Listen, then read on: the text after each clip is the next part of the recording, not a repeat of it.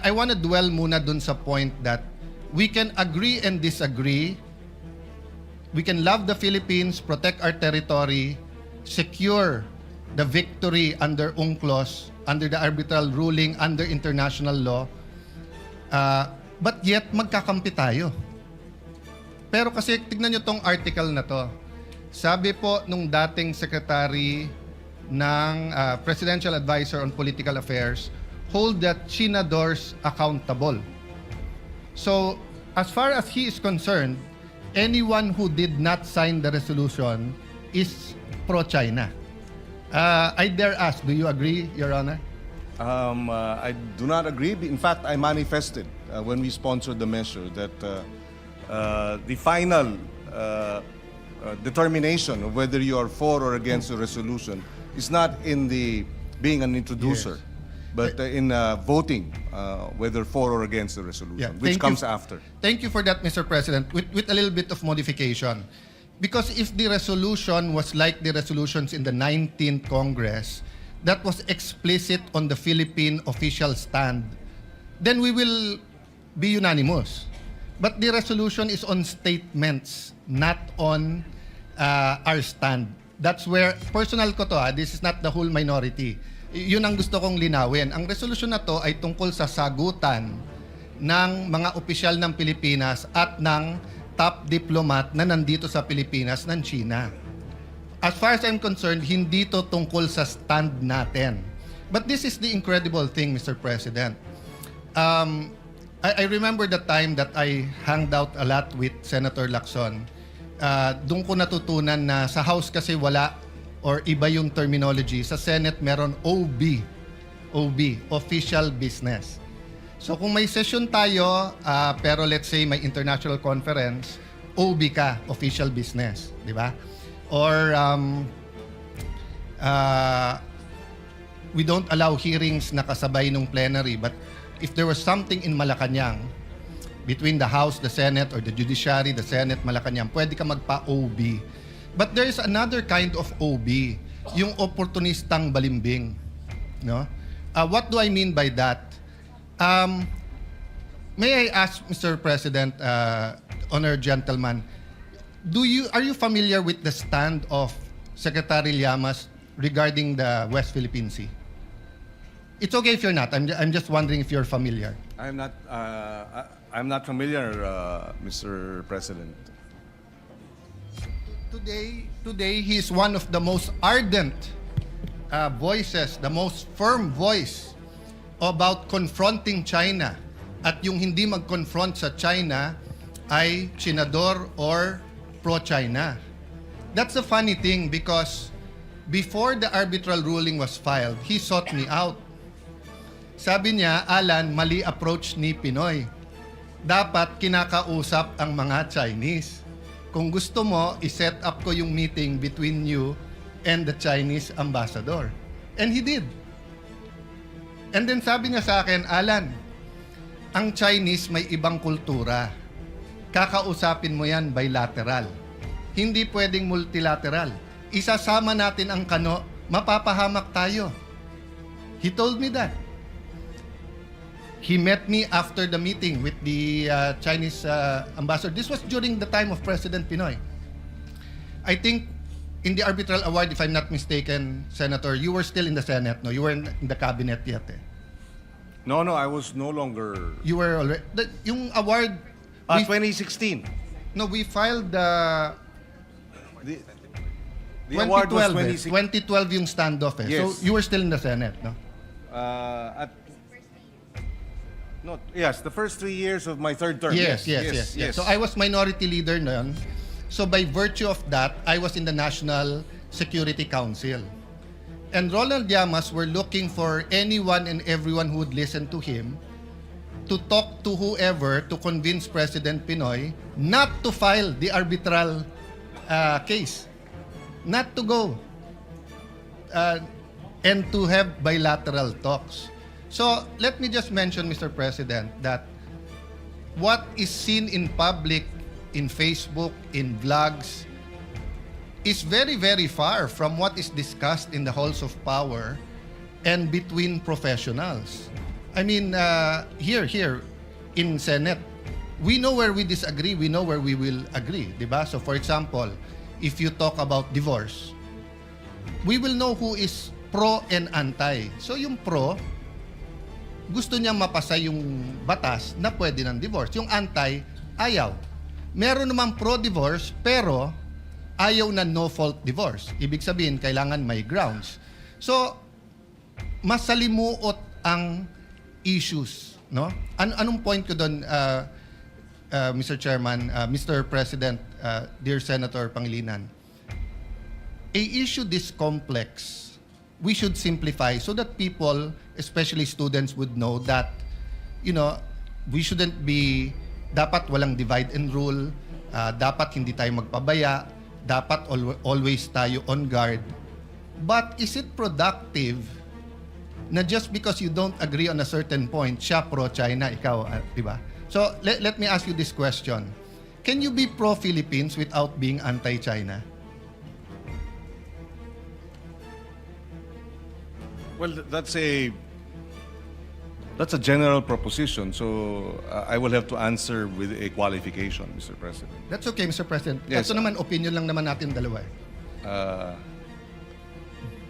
It'll be difficult to be out and out pro-China, especially when it comes to policies that affect our national interest. So I will have to qualify that you can be pro-Philippines without being anti-China as a general proposition, but when a conflict arises, obviously, between China's interests and ours, then clearly we stand by the national interest. So, meaning, Mr. President, it's like watching a basketball game between the Philippines and China. I'm pro-Philippines, and then in the game, of course, I will cheer for the Philippines, but I don't hate China. Di ba? Pero dun sa specific interest natin, so for example, if I have to negotiate a trade deal, I will be pro-Philippines. Di ba? Now, if it can be a win-win, why not? No? So ang point ko lang, Mr. President, unlike electoral politics, which is a zero-sum game, meaning if Senator Villanueva runs for mayor of Taguig and I run for mayor of Taguig, only one will win. But in diplomacy, it's not a zero-sum game. Diba? It's a continuous dialogue, continuous communication, and there are times that we shout at each other. There's time that you hate the situation. So I'm not even talking about being pro-China. So what I'm saying is that we deal with our problems with Vietnam, but we're pro-Philippines, but we're not anti-Vietnam. Nabanggit ni Ginoong minority leader yung basketball. In fact, ako may halimbawa. Last Tuesday, nung matapos yung aming balitaktakan ni Senator Marcoleta, yung nag-dinner kami sa Chinese restaurant. Hindi ng mga kasamahan ko. So ibig sabihin, kahit na ba tayo ay naninindigan at hindi tayo sumasang-ayon sa naging patakaran o yung mga bitiw na salita ng gobyerno ng China, paborito ko pa rin ang Chinese food. Yes. So that's a good example because that's what I want to point out. Pareho tayo ng stand, atin to. Etong portions ng South China Sea, West Philippine Sea, na territory natin. Ako, mas radical pa stand ko. Hindi lang yung 12 nautical miles. Yung nasa Treaty of Spanish, atin din yun. Hindi natin pwedeng basta't i-give up yon by international treaty. Diba? Some will disagree, some will agree. The Supreme Court case na final ni a brilliant man ni Professor Magallona, diba? Nasabi niya, sa UNCLOS, bumawas yung ating territory. But we're not here to discuss that now. We're discussing, number one, yung sagutan ng opisyales at nila. So I just want to point that out, Mr. President, Senator Pangilinan, because we don't want to be hitting each other kung pareho naman pala stand natin in terms of sovereign rights and sovereignty. Let it be oversimplified. Si Senator Amy, kapitbahay natin dalawa, co-owners tayo, may puno ng mangga sa gitna. Sabi ni Senator Amy, sa kanya yon. Sabi natin dalawa, sa atin yon. Tuwing nagbubunga, nag-aaway tayo. Ang problema, mas mayaman sa atin si Senator Amy. Ang problema, marami pong tangke, airplano, pati sa pera, pati sa diplomacy, sa abogado, mas marami si Senator Amy. So ako, ang stand ko, makipag-usap tayo kay Senator Amy. Ikaw, ang stand mo, hindi, sinisigawan na tayo, makipagsigawan na tayo. So we have the same stand. Mr. President, let me just finish the sentence. Yes, and I will clarify We because are it's not... but ang pinag-uusapan natin, yung approach. Pero as so far as saying na etong puno ng mangga ay atin, pareho tayo. Pero hindi po nakikipagsigawan ang I would not describe yung position taken by this representation as nakikipagsigawan. In fact, maganda yung point ng minority leader, yung kanyang paghahambing na sila, ang China, maraming baril, maraming resources, maraming armamento, etc. At dahil nga doon, napakahalaga na ating isinusulong yung rule of law at yung ating sandigan ay yung international law. Hindi natin maaring labanan ng puwersa ang China. We cannot fight in the area of brute force. And that's why we are fighting in the area of the arbitral ruling, the UNCLOS, the rule of law, international. Yes. I will not disagree with you. When I said sigawan, it was in the context of magkapitbahay, etc. Because, Mr. President, President Aquino and President Duterte had very different approach. President Aquino, at a certain point, to be fair to him, at a certain point, may bilateral na pag-uusap. But after the standoff sa Scarborough, nagkaroon po ng, for lack of better word, we call it megaphone diplomacy. Di ba? Yung maingay sa media. But for the record, Mr. President, did we lose a single inch of territory or sovereign rights? Did we lose a single centavo during the Duterte administration? Well, according to the Department of National Defense, because this was tackled during the interpellation last week, that despite the Duterte administration's positioning, the harassment did not stop. The water cannoning did not stop. And therefore, this is the situation, Mr. President. Hindi naman tumigil yung paghaharas, hindi rin tumigil yung pag-water cannon. Mr. President, we'll speak about that. Iibahin ko yon kasi ibang issue kung yung dispute was live at umaabot ba sa water cannon. Ang tinatanong ko, kasi during President Aquino's time, it's on the record, we lost control of Scarborough. We lost control. May miscalculations na nangyari.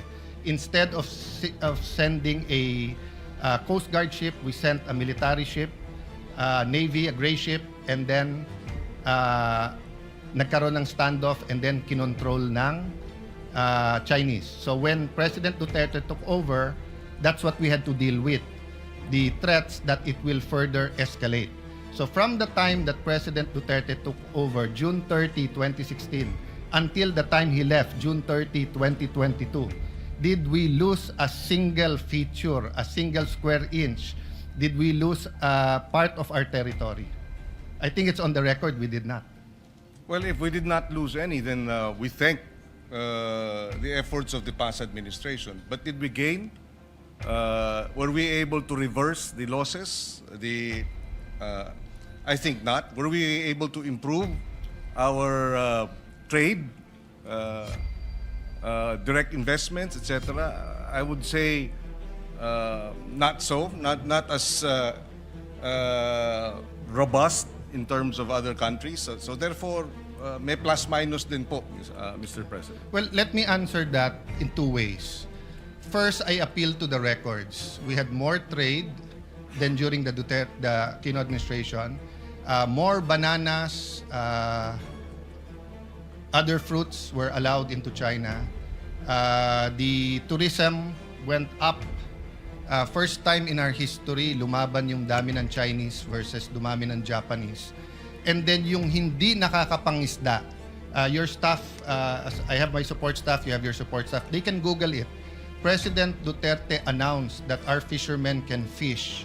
Hindi lang pwede sa loob ng lagoon. And pati yon meron dahilan because spawning grounds yon eh. So hindi dapat mag-fish dun sa loob. Long story short, hindi nakakapag-fish nun. Did we gain? That is now the challenge of the Marcos administration. And that's why I have not commented whether I'm for or against because his national security knows more of what's happening on the ground. And ongoing pa yung kanilang strategy. Do I hope that they will gain? I think there are some gains in the Scarborough. Of course, I hope that they will gain. Kaya nga ulit-ulitin ko. Pareho stand natin, atin to eh. Yung approach natin ang iba. And tayo, nakakapag-discuss tayo. I will agree with you or disagree. You will disagree with me. But I will not call you hypocrite, pro-China, anti-China, anti-Philippines, ganyan. Because precisely, you know, when I was in the Foreign Affairs Department, question ako ng Malaysian, Indonesian more of curiosity at Vietnamese. Bakit ganito yung strategy? Because nakikinabang sila sa strategy natin pag tayo maingay. But I got the shock of my life. Why? Because when I actually became Foreign Secretary, the funds from the United States for the South China Sea, mas malaki ang nakukuha ng Vietnam kaso sa Pilipinas. Ginera nila ang Vietnam, tinalo sila. Tayo, treaty ally, mas malaki. Ang before the administration of President Duterte, binigyan ng same kind of ship or seacraft ang Taiwan sa Pilipinas. Yung sa kanila may weapon system, may communication system. Sa atin, walang weapon system. So Mr. President, what I'm saying is that pareho tayo ng stand. Pareho natin mahal ang Pilipinas. Pareho natin gustong makinabang ang bawat Pilipino, ang anak ng anak ng anak ng anak ng anak natin. You know, President Cory, in her visit to China, actually started the discussion on this. So it's not new, no? So if you have comment, Mr. President, then can I have just a few more preliminary? Go ahead, Mr. Just President. very quickly on the Scarborough Shoal incident. Precisely because of the Scarborough Shoal incident, The Aquino administration proceeded to file the case before the International Tribunal a few years later. I think 1 year or several months later. And we won, thankfully. Yes. And in that regard, we placed on record that the 9-dash line of China is illegal according to the UNCLOS, that they're setting up building destruction of the reefs and building artificial islands and runways was violative of our EEZ, and that alone gave us a strong footing.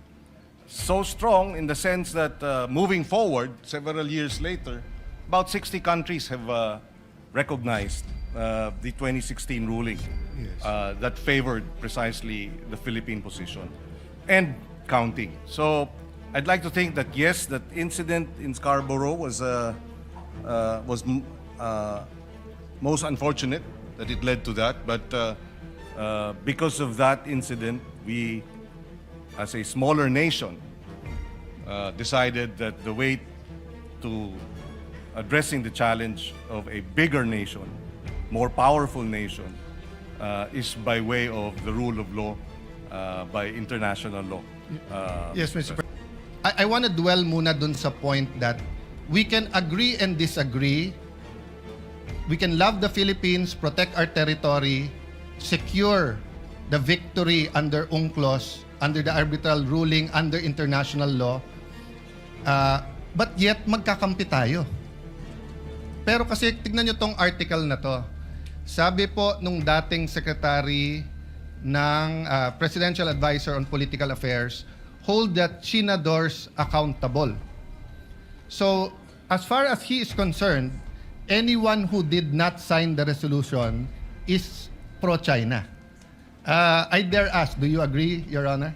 I do not agree. In fact, I manifested when we sponsored the measure that the final determination of whether you are for or against the resolution is not in the being an introducer, but in voting whether for or against the resolution, which thank comes you. after. Thank you for that, Mr. President, with a little bit of modification.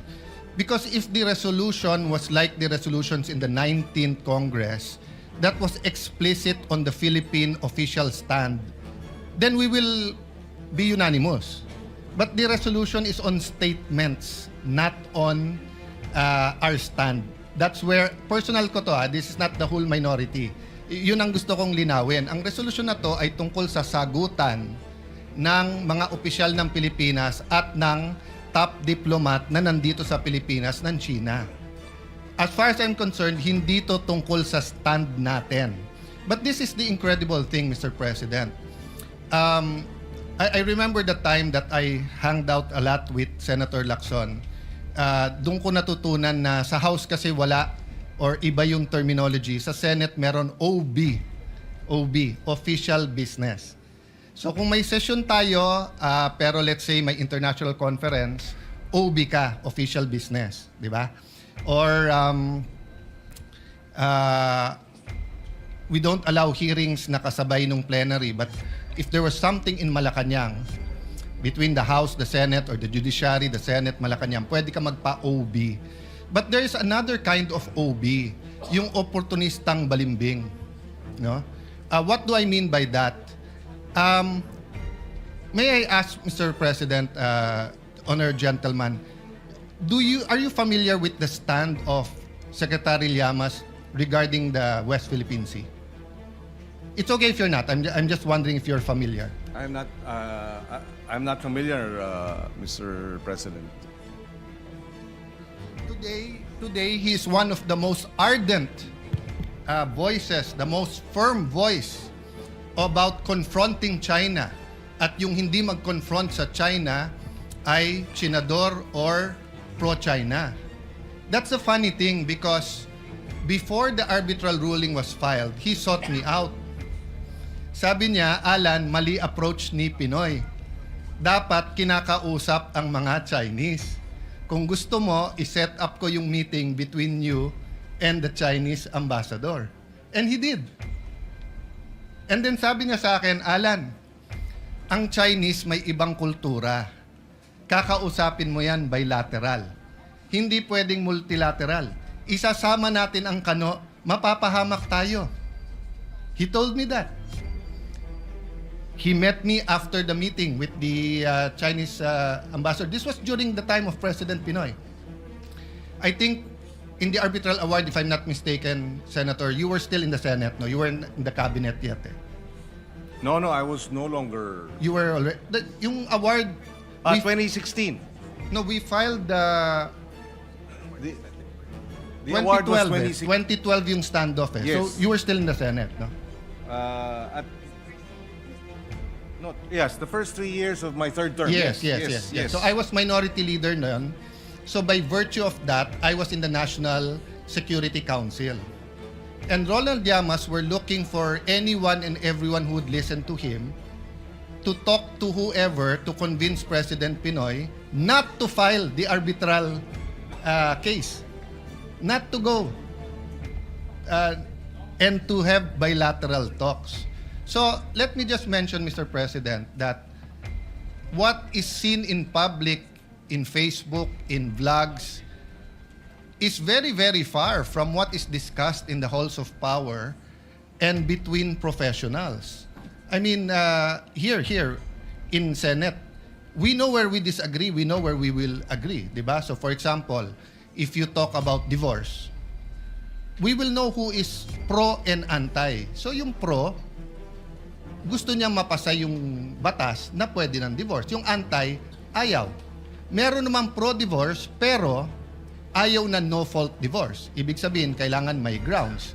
So, masalimuot ang issues, no? Anong point ko doon, Mr. Chairman, Mr. President, dear Senator Pangilinan, a issue this complex, we should simplify so that people, especially students, would know that, we shouldn't be, dapat walang divide and rule, dapat hindi tayo magpabaya, dapat always tayo on guard.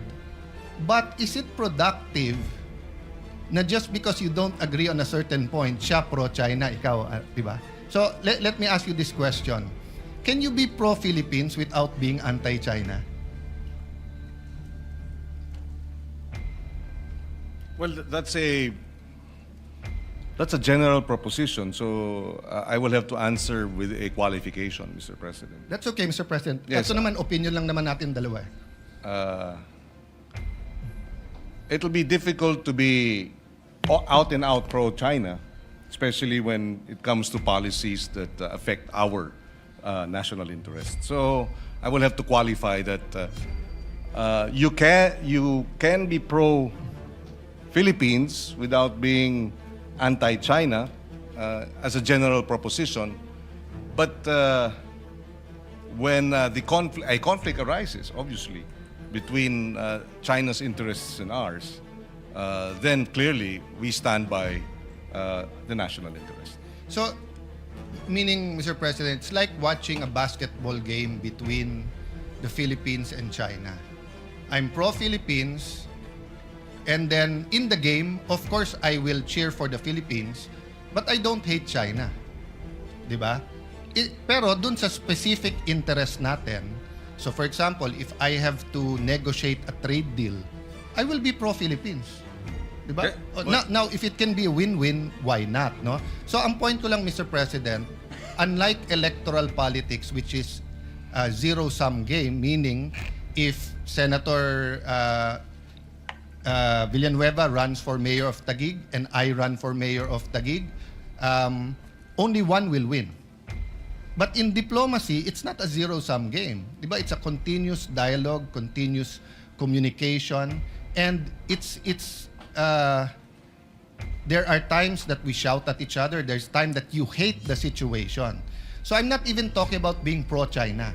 So what I'm saying is that we deal with our problems with Vietnam, but we're pro-Philippines, but we're not anti-Vietnam. Nabanggit ni ginoong minority leader yung basketball. In fact, ako may halimbawa, last Tuesday nung matapos yung aming balitaktakan ni Senator Marcoleta, yung nag-dinner kami sa Chinese restaurant.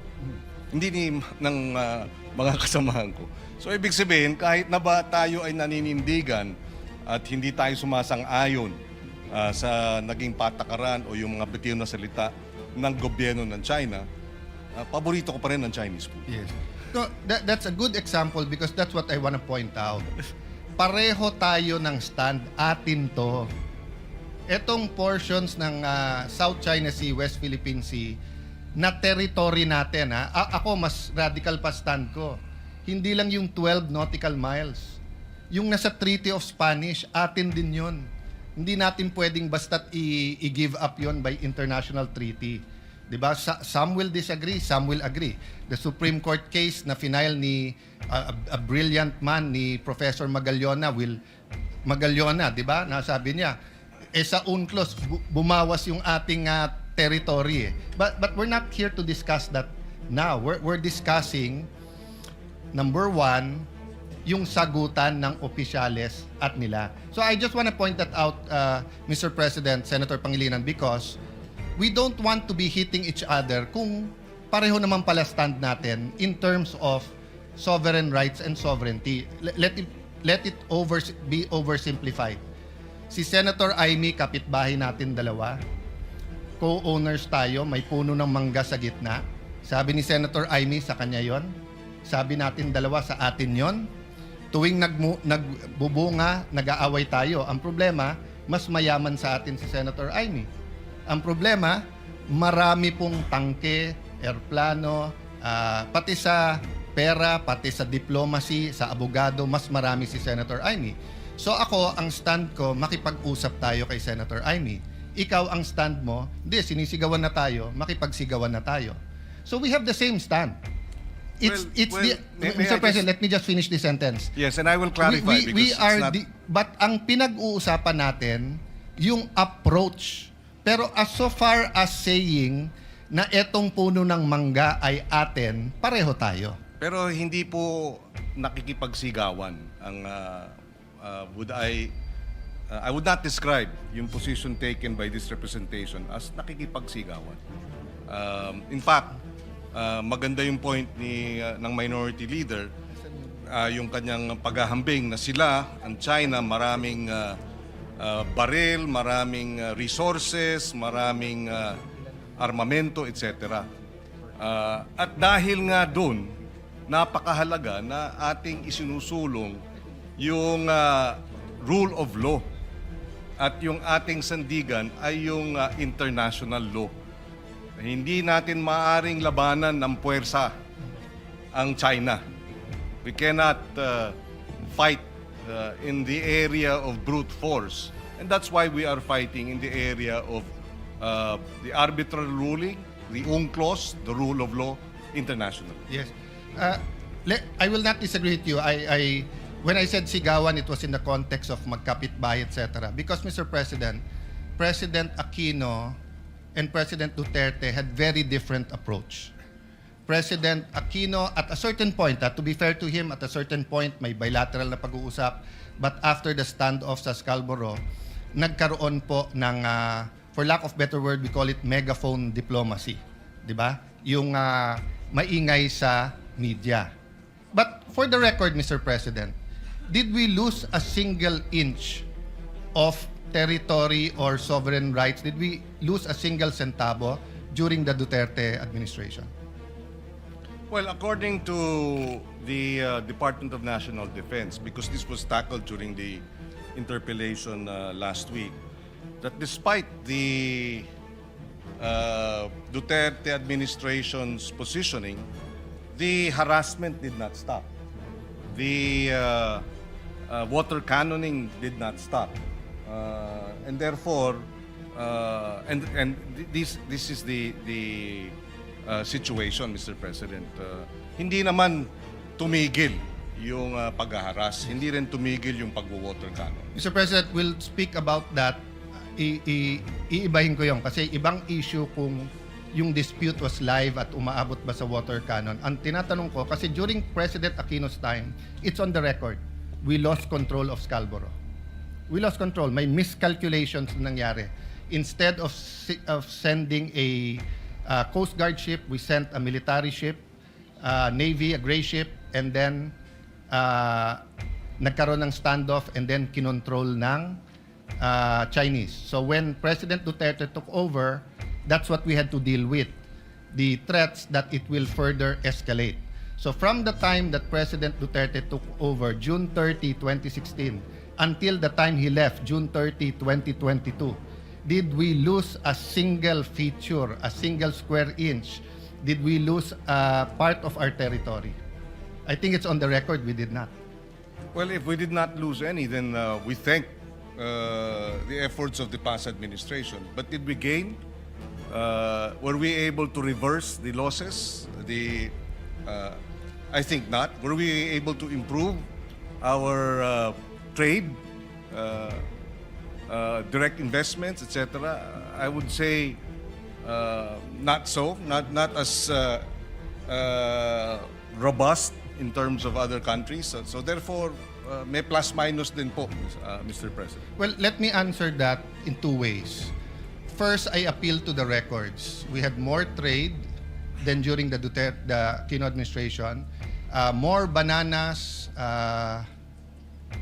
other fruits were allowed into China. The tourism went up.